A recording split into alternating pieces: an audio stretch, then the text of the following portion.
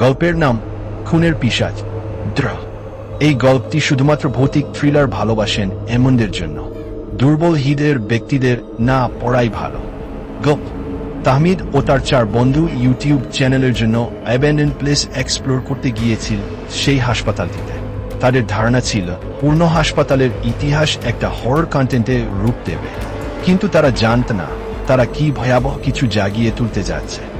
ভেতরে ঢুকে তারা দেখতে পেল দেয়ালে রক্তের দাগ এখনো শুকায়নি, অথচ হাসপাতাল বন্ধ হয়েছে প্রায় 40 বছর আগে। একটি কক্ষের দরজা খুলতেই শুরু হলো বিভীষিকা। কেউ একজন ছিল ঘরের ভেতর, না কোনো মানুষ নাই, মুখে রক্ত, চোখ দুটো গর্তের মতো ফাঁকা, হাতে বিশাল এক ছুরি। সে দৌড়ে এলো আর মুহূর্তেই এক বন্ধুকে কুপিয়ে ছিন্নভিন্ন করে দিল। তাহমিদের চিৎকারে বাতাস খেপে উঠল, কিন্তু হাসপাতালের বাইরে থেকে কোনো শব্দই বাইরে গেল না, যেন তারা এক অদৃশ্য জগতে আটকে গেছে।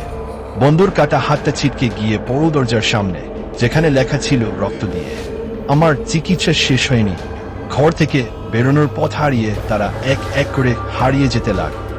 কেউ এক কূপে পড়ে গেল, কারো ঘাড় মুচড়ে দিল সেই পিশাচ। তাহমিদের ক্যামেরা সব রেকর্ড করে চলছিল। শেষ দৃশ্যে ক্যামেরায় দেখা গেল তাহমিদ দেয়ালে ঠেস দিয়ে বসে আছে, তার বুক চিরে ফেলা হয়েছে, হৃৎপিণ্ডটা নেই। আর ক্যামেরার লেন্সে এক পোত দেখা গেল সেই পিশাচ মুখটা হঠাৎ করে কাছে আসে আর বলে, তোমরাও ডাক্তার ছিলে না, এবার আমার ওষুধের স্বাদ নাও।